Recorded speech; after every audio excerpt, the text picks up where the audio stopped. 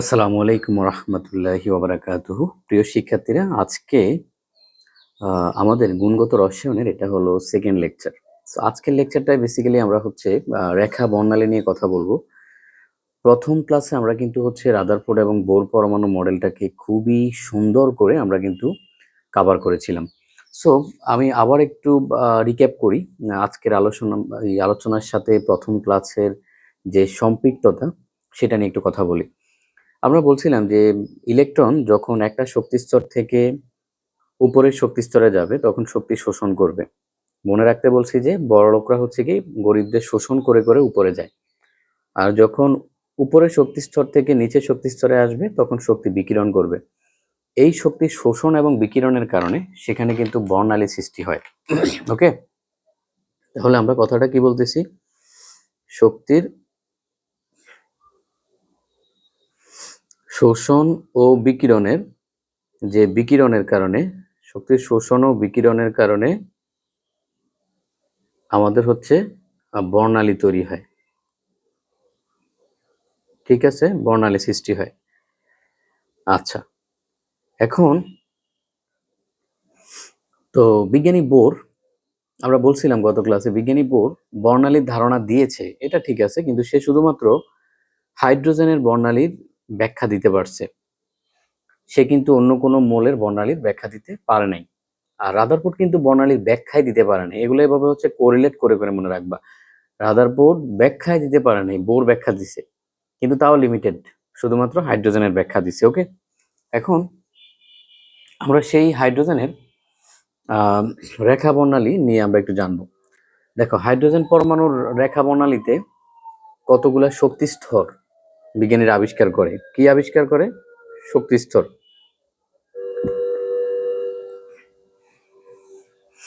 যে হাইড্রোজেন পরমাণুর রেখা বর্ণালীতে বিজ্ঞানীরা কতগুলা শক্তি স্তর আবিষ্কার করে। সো সেই শক্তি স্তরগুলা কি কি?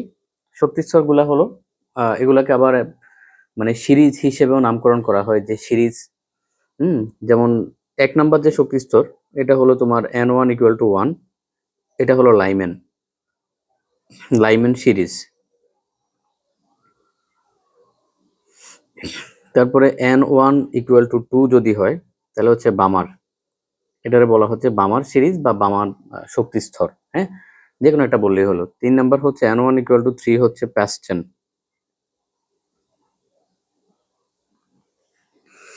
4 নাম্বার হলো যে N1 = 4, এটা হলো ব্র্যাকেট। আর এটা হলো N1 = 5, হলো মনে রাখবা 5 হচ্ছে ফুন্ড। 5 হচ্ছে ফুন্ড।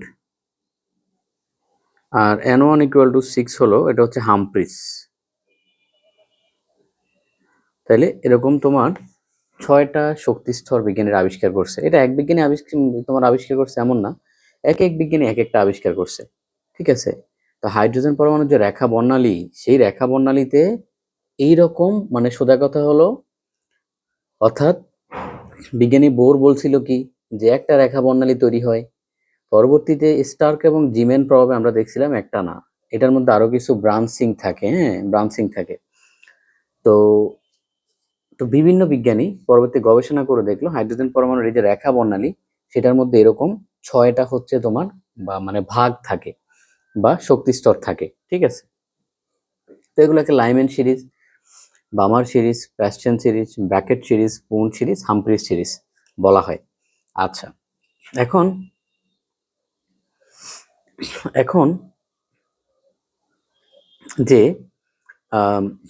এটা জানা কেন ইম্পর্টেন্ট? এটা জানা ইম্পর্টেন্ট কারণ হচ্ছে তোমার এখান থেকে কিন্তু ম্যাথ আসে, প্লাস হচ্ছে যে এমসিকিউ আসে, এখান থেকে ম্যাথ আসে। আমরা ম্যাথ শিখবো। তার আগে আরেকটা কথা বলি, যে লাইম্যান সিরিজ যেটা, এটা যদি বলে যে কোন অঞ্চলে অবস্থিত, এটা হচ্ছে অতিবেগুনি অঞ্চল, মানে হচ্ছে ইউবি। মানে এটা যে অঞ্চলে পড়ছে সেটা হচ্ছে ইউবি অঞ্চলে পড়ছে। আর বামার হচ্ছে দৃশ্যমান। মনে রাখবা, বামার হচ্ছে দৃশ্যমান। আমাদের দৃশ্যমান যে অঞ্চলে, যে সেই অঞ্চলে হচ্ছে বামারটা পড়ছে। প্রাস্টেন, ব্রাকেন, পুন্ড, হামপ্রিস, মনে রাখবা এরা সবাই হচ্ছে তোমার অবলোহিত। এরা সবাই কি? অবলোহিত। এই যে এই 4টা, এরা সবাই হলো আইআর, হ্যাঁ, অবলোহিত। ঠিক আছে, ইনফ্রারেড। আইআর মানে হলো ইনফ্রারেড বা অবলোহিত। তাহলে মনে রাখো, এক হলো তোমার ইউবি, দুই হলো দৃশ্যমান, দুই দৃশ্যমান মনে থাকবে এটা, হ্যাঁ, দুই দৃশ্যমান দ, আর তিন থেকে সবাই হচ্ছে আইআর বা অবলোহিত, মনে থাকবে। এটা কিন্তু মনে রাখতে হবে, এমসিকিউতে আসে। আচ্ছা, অবলোহিত অথবা আইআর মানে একটা বাংলা একটা ইংরেজি আর কি। আচ্ছা, এখন হাইড্রোজেন পরমাণুর এই যে রেখা বর্ণালী গেল, এখান থেকে আমরা চলে যাব হচ্ছে, আমরা একটু ম্যাথে চলে যাব, এখান থেকে ম্যাথ আসে। ধরো, তো এখান থেকে ম্যাথ করার আগে আমরা প্রথমত এই সূত্রটা একটু আমরা মুখস্থ করে রাখবো। এটা তোমরা হয়তো আগেও অনেক মুখস্থ করছো, যে এটাকে কি বলে, নিউ নিউ বার, এরকম এভাবে বাঁকা করে দেয় আর কি, এরকম একটু ধরো ইয়েটা বাঁকা করে দে। তোমার নিউ বার ইকুয়াল টু হচ্ছে 1/λ। নিউ বার মানে হচ্ছে তরঙ্গ সংখ্যা। মনে রাখবা, তরঙ্গ সংখ্যাকে উল্টাইলে হচ্ছে তোমার তরঙ্গ দৈর্ঘ্য পাওয়া যায়। কি বললাম? তরঙ্গ সংখ্যাকে উল্টায় দিলে তরঙ্গ দৈর্ঘ্য পাওয়া যায়, এই কথাটা মনে রাখবা। তারপর হলো RH bracket 1/n1² minus 1/n2²। ওকে, আচ্ছা। তো RH এর মানটা ইউজুয়ালি আমাদের এসএসসি তে লাগতো, বাট এখন লাগবে না, কারণ আমাদের অ্যাডমিশনে যে কোশ্চেন গুলো আসে সেখানে আমরা RH এর মানটা ইউজুয়ালি বসাই না। ঠিক আছে, তো সেটা মানে অপশন আকারেই আমরা রেখে দেই আর কি, আমরা ইউজুয়ালি RH এর মানটা বসাই না। তো এখন এই তো জানার যে বিষয় সেটা হলো যে এখানে n1টা কি n2টা কি। মনে রাখবা, n1 হলো যে শক্তি স্তর হতে ইলেকট্রন, যে শক্তি স্তরে ইলেকট্রন আসে, আর n2 হলো যেখান থেকে আসে। আমি জানি আসলে কিছুই বোঝো নাই, আমি তোমাকে আবার একটু বুঝাই দিচ্ছি এই এই ফিগারটা দিয়ে। সেটা হলো, ধরো আমি তোমাকে বললাম যে একটা ইলেকট্রন, আমি তোমাকে বললাম একটা ইলেকট্রন ফুন্ড মানে n5, n5 থেকে সেটা n2 তে আসছে, n5 থেকে n2 তে আসছে। কি বললাম খেয়াল করো, যে তোমার n ইকুয়াল টু 5 থেকে n ইকুয়াল টু 2 তে আসছে। ওকে, n ইকুয়াল টু 5 থেকে n ইকুয়াল টু 2 তে আসছে। তাহলে কোশ্চেন হলো, তুমি অ্যাকচুয়ালি এখানে কোনটাকে n1 ধরবে, কোনটাকে n2 ধরবে। এটা এই জাস্ট একটা কোশ্চেন সলভ করি, তাহলে তুমি বুঝতে পারবা। তাহলে কোথা থেকে কোথায় আসছে, তোমার n ইকুয়াল টু 5 থেকে n ইকুয়াল টু 2 তে আসছে। আচ্ছা, অথবা বলতে পারে বাংলায় ফুন থেকে বামারে আসছে, বাংলায়ও বলতে পারে। তো যদি এরকম তোমাকে বলা হয়, তখন অ্যাকচুয়ালি তুমি কি করবে, খেয়াল করো, দেখো খেয়াল করো, তোমার বলছিলাম যে n1 হলো যেই শক্তি স্তরে আসে, n2 হলো যেখান থেকে আসে। তাহলে আমরা বলছি কি, দেখো কোন শক্তি স্তরে আসছে, সেটা হলো n2, n2 তে আসছে মানে নিচে নামছে। তাইলে এখানে n1 ইকুয়াল টু হচ্ছে 2 আর n2 ইকুয়াল টু হচ্ছে 5। 5 কেন? n2, n2 হচ্ছে মনে রাখবা যেখান থেকে আসে, আসছে কোথায় থেকে, 5 থেকে, আর আসছে কোথায়, 2। তাহলে যেখানে আসছে সেটা হলো n1। ওকে, এই কথাটাই এখানে বলা আছে, যে যেখানে আসছে, যে শক্তি স্তরে আসে সেটা হলো n1। আরো সহজ করে বললে n1 হচ্ছে ছোট মান, n2 হচ্ছে বড় মান। ঠিক আছে, এখন এটা আসলে সবসময় সবসময় আবার খাটবে না।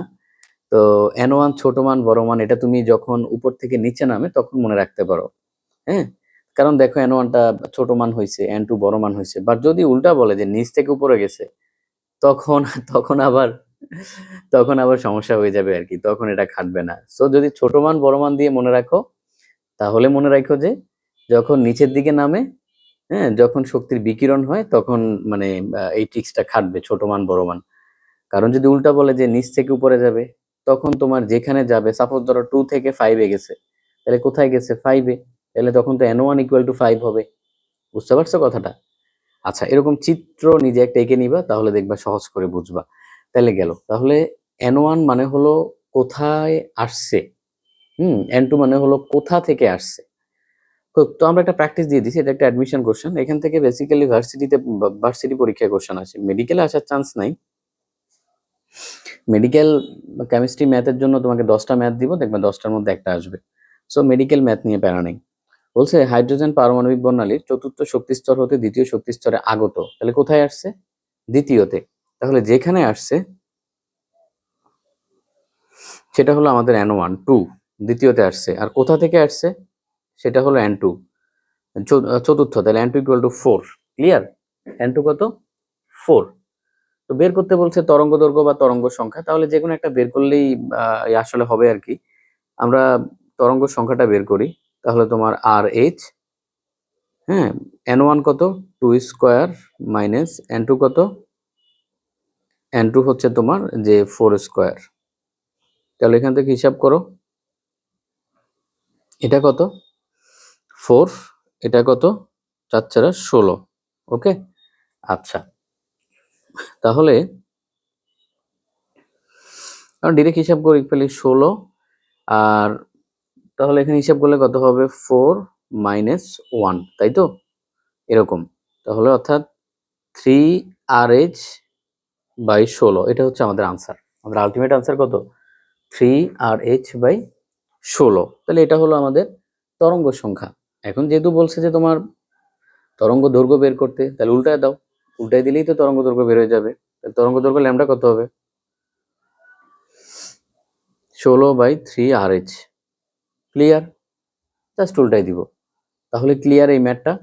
দেখো, সহজ ট্রিক্স হলো, তুমি মনে রাখবা যে n1 মানে হচ্ছে যেখানে আসছে, মানে কোথা থেকে আসছে ওটা ম্যাটার না, n1 মানে যেখানে আসছে। আর n2 মানে হলো যেখান থেকে আসছে। ঠিক আছে, n2 মানে যেখান থেকে আসছে। তো এই ম্যাথটা কিন্তু আমাদের ভার্সিটিতে আসে।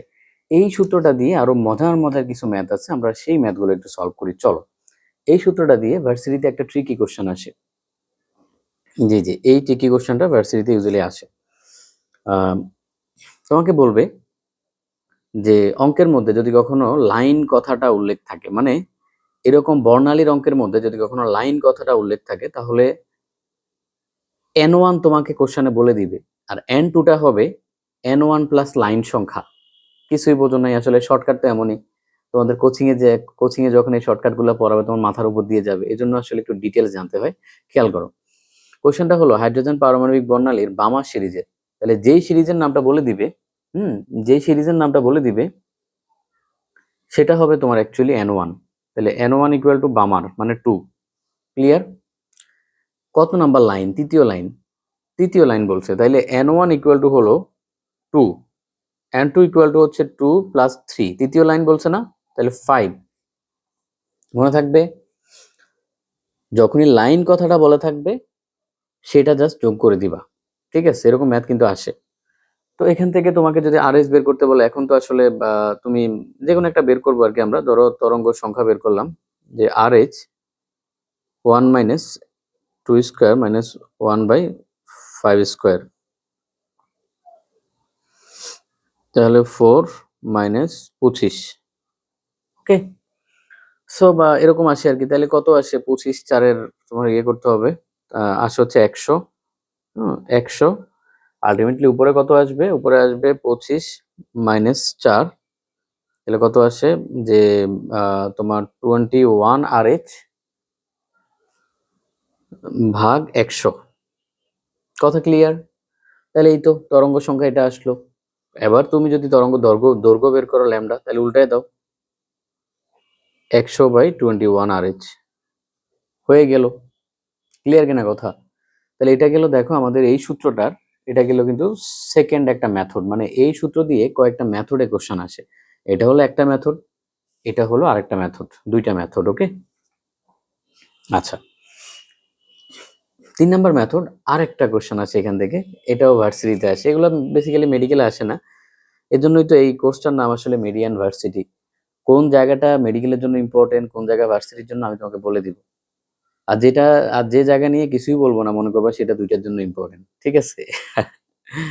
আচ্ছা, এখন অনেক সময় তোমাকে কোশ্চেন এরকম সর্বোচ্চ সর্বনিম্ন এই কথাটা বলা থাকবে। হুম,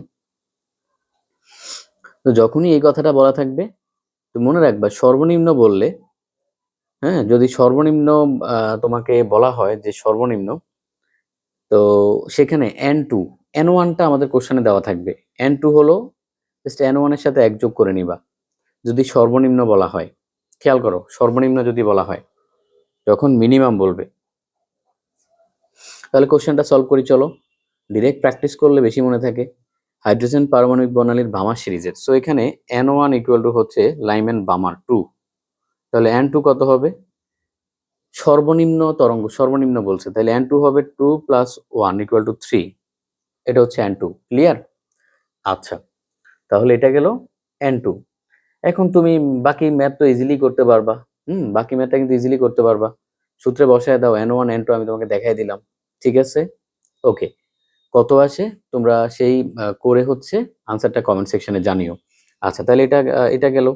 তারপর 4 নাম্বারটা হচ্ছে যদি সর্বোচ্চ, এখানে দেখো সর্বোচ্চ কথাটা বলছে, যদি সর্বোচ্চ কথাটা বলে, এখানে যেমন সর্বনিম্ন বলছে, তাহলে যদি সর্বোচ্চ কথাটা বলে তাহলে N2 হবে অসীম।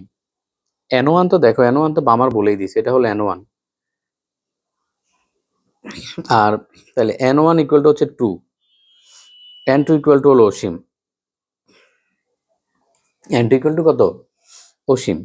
যখন তোমাকে সর্বোচ্চ বলে দিবে তখন N2টা কত হবে? অসীম। এগুলো একটু মাথায় রাখতে হবে, না হলে কিন্তু প্যাচ লেগে যাবে।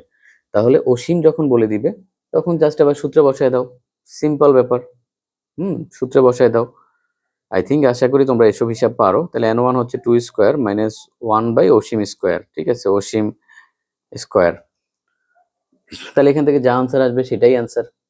ওকে, আই থিঙ্ক ক্লিয়ার। তাহলে এটা গেল আমাদের 3 নাম্বার, এই সূত্রের 3 নাম্বার মেথড। তাহলে দেখো, এই সূত্র থেকে আমাদের ভার্সিটিতে, বেসিক্যালি ভার্সিটিতে এই 3 টাইপের কোশ্চেন আসে। আমি আবার একটু রিপিট করে দিচ্ছি। 1 নাম্বার হলো একদম গ্রস সূত্র দিয়ে আসবে।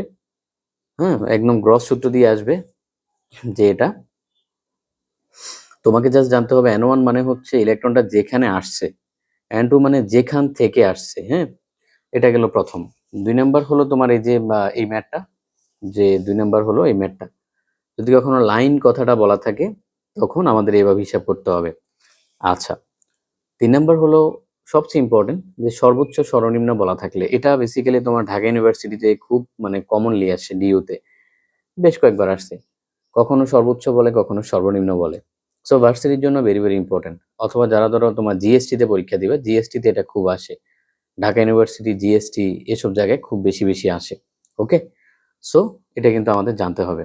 আচ্ছা, তোমরা ভার্সিটিতে যারা পরীক্ষা দিবা তারা ম্যাথ অংশটার উপর, আমি যে ম্যাথ অংশটা তোমাদের করাবো এটার উপর একটু জোর দিয়ে করবে।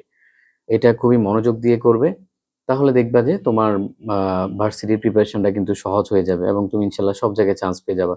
তুমি মেডিকেলের জন্যই পড়তেছো, কোথাও না কোথাও কোচিং করতেছো, বাট সাথে আমার ক্লাসগুলো একটু করে রাখবে, তাহলে তোমার বেসিকও ক্লিয়ার হবে, মেডিকেলও হয়ে গেল, ভার্সিটিও হয়ে গেল, কারণ আমি মেডিকেলের জন্য বলে দিচ্ছি। আচ্ছা, এখন দেখো, এখন যে টপিকটা নিয়ে আলোচনা করবো এটা খুব বেশি ইম্পর্টেন্ট না, ওরকম আসলে আহামরি কোনো টপিক না, বাট মাঝে মাঝে 2-1টা কোশ্চেন আসতে পারে। সেজন্য আমরা একটু ডিসকাস করে দিব, যদি মাঝে মাঝে কখনো আসলে কোশ্চেন চলেই আসে, কারণ আমরা তো শুধুমাত্র কমন টপিকগুলো পড়ে আসলে এক্সাম হলে যাইতে পারি না। সো এই 3টে সূত্র একটু ঠোঁটের আগে রাখবা। প্রথম কথা এটা, 1 2 3, যে Rn equal to R1 into n square, Bn equal to n into Bn, En equal to E1 by n square. Okay, so এই 3টা সূত্র হচ্ছে একদম ঠোঁটের আগে রাখবা। এখান থেকে বেসিক্যালি হাইড্রোজেন হচ্ছে যে হাইড্রোজেন যে পরমাণু, সে হাইড্রোজেন পরমাণু দিয়েই মেইনলি আসলে কোশ্চেনগুলো আসে। হাইড্রোজেন দিয়েই আসলে মেইনলি কোশ্চেনগুলো আসে। তোমাকে যে এরকম কোশ্চেন করতে পারে যে হাইড্রোজেনের প্রথম কক্ষপথের ব্যাসার্ধ ধরো R1, তো আমরা জানি হাইড্রোজেনের প্রথম কক্ষপথের ব্যাসার্ধ R1 ইকুয়াল টু, আমরা জানি, আমরা মান কিন্তু জানি, সেটা হচ্ছে 0.53 অ্যাংস্ট্রম। তো তোমাকে এত কঠিনও আসে না, তোমাকে বলবে প্রথম কক্ষপথের ব্যাসার্ধ যদি R1 হয়, যে তৃতীয় কক্ষপথের ব্যাসার্ধ কত। যেমন 1 নাম্বার দিয়ে অ্যাকচুয়ালি যে ধরনের কোশ্চেন আছে যে হাইড্রোজেনের তৃতীয় কক্ষপথের ব্যাসার্ধ কত, ঠিক আছে, তৃতীয় কক্ষপথের ব্যাসার্ধ কত। তো এরকম একটা কোশ্চেন তোমার আসে আর কি। সেক্ষেত্রে তুমি ধরো R3 বসাবে, এরকম R1 এর মান ইউজুয়ালি দরকার হয় না, তৃতীয় মানে 3 স্কোয়ার, তাহলে এই যে 9 R1, এটাই আনসার। অ্যাকচুয়ালি আমরা এটাই জানতে চাই, বা অ্যাডমিশন এটাই জানতে চায়, ওই মানটা আসলে লাগে না। আর যদি মান বসাইতে বলে সেক্ষেত্রে R1 এর মান বসাই দিবা, সেক্ষেত্রে কত হবে 9 ইন্টু 0.53 অ্যাংস্ট্রম। ওকে, সো এত কঠিনও আসলে তোমাকে দেয় না। 2 নম্বরে যেটা, সেটা হলো যে ব্যাগের ক্ষেত্রে যে তোমাকে বলবে যে ধরো আম একটা ইলেকট্রন হাইড্রোজেনের ক্ষেত্রে প্রথম কক্ষপথ থেকে দ্বিতীয় কক্ষপথে গেলে দ্বিতীয় কক্ষপথে ইলেকট্রনের ব্যাগ কত হবে? কি বলল যে ধরো ইলেকট্রন হাইড্রোজেনের ক্ষেত্রেই প্রথম কক্ষপথ থেকে দ্বিতীয় কক্ষপথে গেলে ইলেকট্রনের ব্যাগ কত?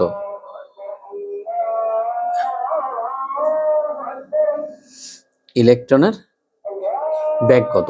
ওকে, আচ্ছা। সো ইলেকট্রনের ব্যাগটা কত হবে? ইলেকট্রনের ব্যাগটা হবে, আমাদের সূত্রটা দেখো যে বি প্রথম থেকে দ্বিতীয়তে গেছে না, তাহলে বি2 ইকুয়াল টু এন হচ্ছে 2, যেহেতু তোমার যে দ্বিতীয় কক্ষপথে গেছে। হ্যাঁ, এখানে খেয়াল করো যে এন এন ইন্টু বিএন, না এটা এরকম না, এটা হচ্ছে যে আচ্ছা দেখো এটা বেসিক্যালি সূত্রটা হলো এমন, B one equal to N into BN. হ্যাঁ, সো এখান থেকে যদি আমরা বিএনটাকে এক পাশে রাখি তাহলে হবে বি1/এন। ঠিক আছে, মনে থাকবে? আচ্ছা, বিএন ইকুয়াল টু বি1/এন। এখন যেহেতু বলছে তোমার প্রথম কক্ষপথ থেকে দ্বিতীয় কক্ষপথে গেল, তাহলে মনে করবে এন ইকুয়াল টু 2 কোথায় গেছে? 2 নম্বরে। তাহলে তোমার বি2 বসাও, তাহলে বি1/এন, তাহলে 2 স্কোয়ার।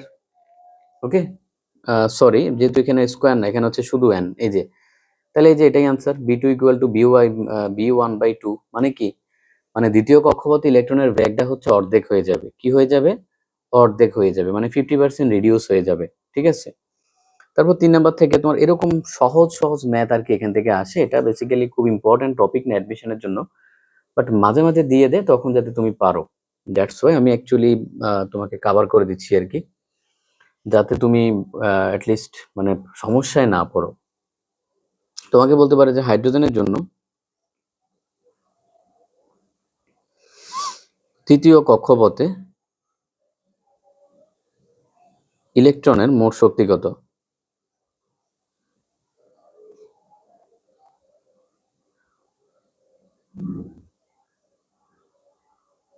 হ্যাঁ, তৃতীয় কক্ষপথে ইলেকট্রনের মোট শক্তি কত, এটা হচ্ছে তোমাকে বললো।